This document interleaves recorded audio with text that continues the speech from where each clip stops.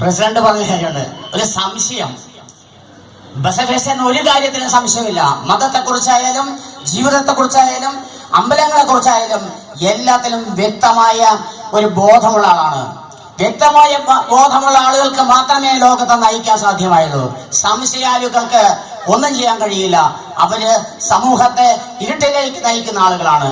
നക്ഷത്രങ്ങളെ പോലെ ഇരിക്കുന്ന നിങ്ങളോട് ഞാൻ പറയുന്നു, ബസവന്റെ വചനങ്ങള് കൊച്ചു കുട്ടികളുടെ മനസ്സിലേക്ക് പകർന്നു കൊടുക്കുമെന്ന രീതിയിലേക്ക് വളരെ ലളിതമായി വളരെ ഉജ്ജ്വലമായിട്ടാണ് ഞാൻ അത് ട്രാൻസ്ലേറ്റ് ചെയ്തിരിക്കുന്നത്.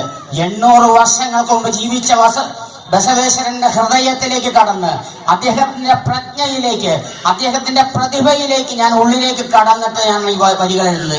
ഏകാന്തതയിൽ എന്റെ കുടുംബവും ലോകം മുഴുവൻ ഉറങ്ങിക്കിടക്കുമ്പോ ഞാൻ അദ്ദേഹത്തിന്റെ മനസ്സിലൂടെ സഞ്ചരിക്കുകയായിരുന്നു.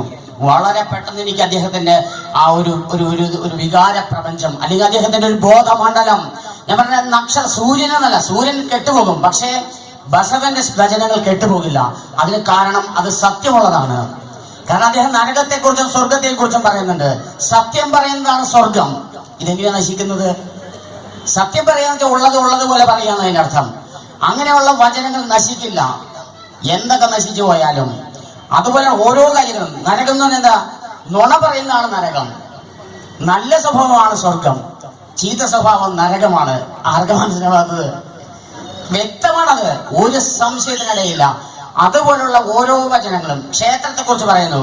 അവിടെയും സംശയം പറയാണ്. ഞാൻ എന്റെ മനസ്സിൽ നിന്ന് എല്ലാ മഹാക്ഷേത്രങ്ങളും പൊളിച്ചു കളഞ്ഞ ആളാണ്. ഒരു മഹാക്ഷേത്രത്തിന്റെ ആവശ്യമില്ല.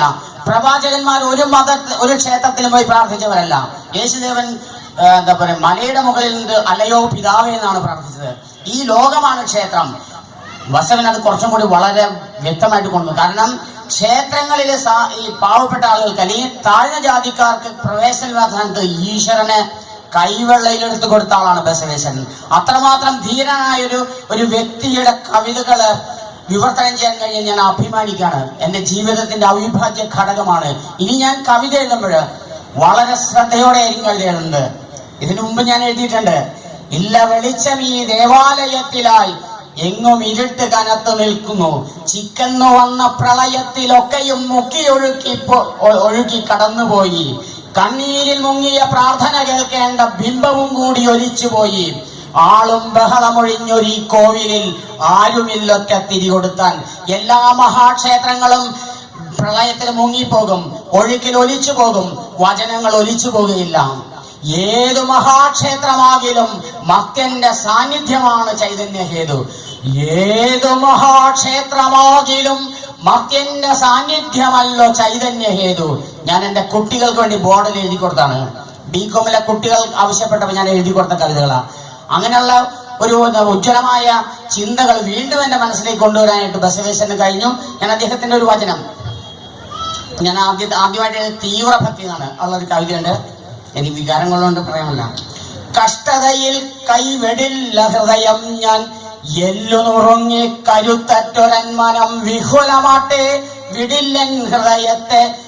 എന്റെ ശിരസറ്റുരുണ്ടു നിലം പറ്റിയെങ്കിലും എന്നുടെ നാവിൽ നിലയ്ക്കില്ല കൂടല സംഗമ നാമസങ്കീർത്തനം. ശിവനോടുള്ള തീവ്രമായ ഭക്തി അദ്ദേഹം കാണിച്ചു കൊടുക്കാണ്. എന്താണ്?